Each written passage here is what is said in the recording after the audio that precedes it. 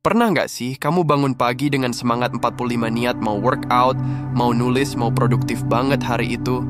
Tapi, satu scroll Instagram, lanjut TikTok, tahu-tahu langit udah gelap dan kamu masih duduk di tempat yang sama, cuman beda posisi rebahan.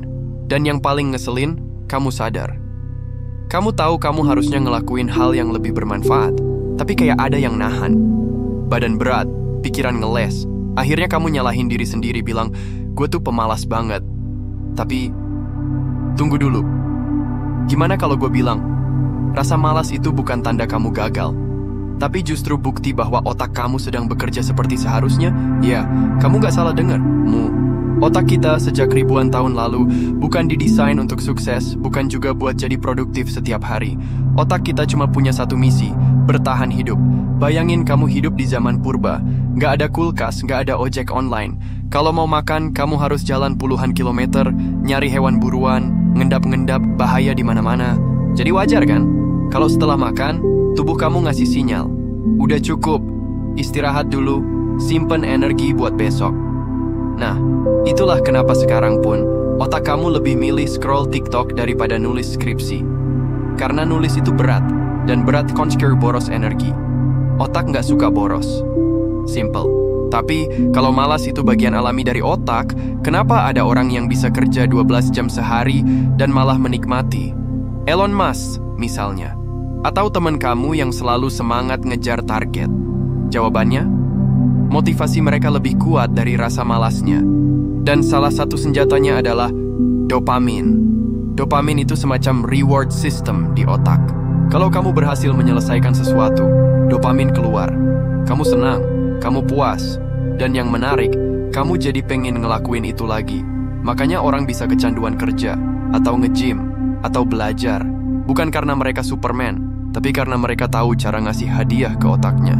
Tapi, ada satu jebakan.